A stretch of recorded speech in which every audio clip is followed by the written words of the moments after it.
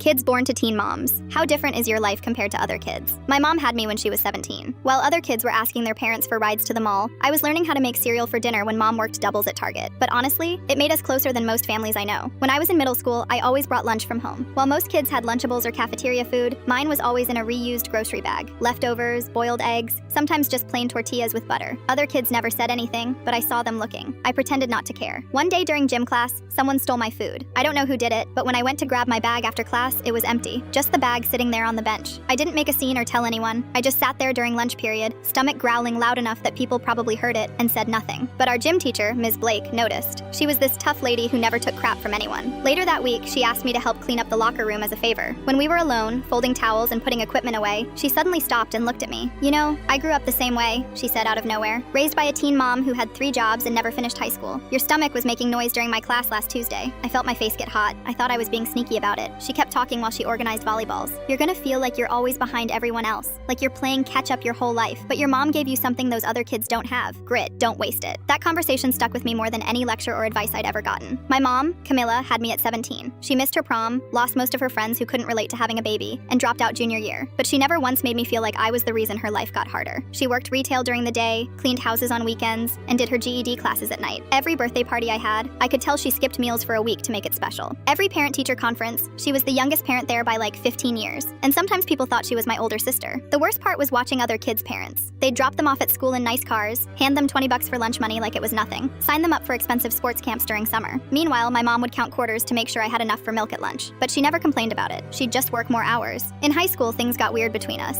Not bad weird, just different. I started noticing how tired she looked all the time, how she'd fall asleep on the couch still wearing her work clothes, how she'd smile and ask about my day, but I could see she was barely keeping her eyes open. One night, I finally asked her the question that had been eating at me for years. "Do you ever regret having me?" She was folding laundry on her bed, and she stopped mid-fold. Then she started laughing. Not mean laughing, just this tired, honest laugh. "Only that I didn't wait until I had more to give you," she said, smoothing out one of my shirts. "But I'd still pick you, every single time." That answer hit me harder than if she'd said no. It was so honest and real. It made me realize how much she'd given up, but also how much she meant it when she said she didn't regret it. That conversation changed everything for me. I stopped feeling sorry for myself about the stuff we couldn't afford. Instead, I got mad at the situation. I joined the AV club because it looked good on college applications. I got a part-time job stocking shelves at a grocery store and gave half my paycheck to mom for rent. I applied to scholarships like it was a full-time job, filling out applications during lunch breaks and staying up late writing essays. Senior year, I got accepted to state school with enough financial aid to cover most of it. When I told my mom, she cried harder than I'd ever seen her cry. Not sad crying, happy crying. She kept saying, "You did it, you actually did it," over and over.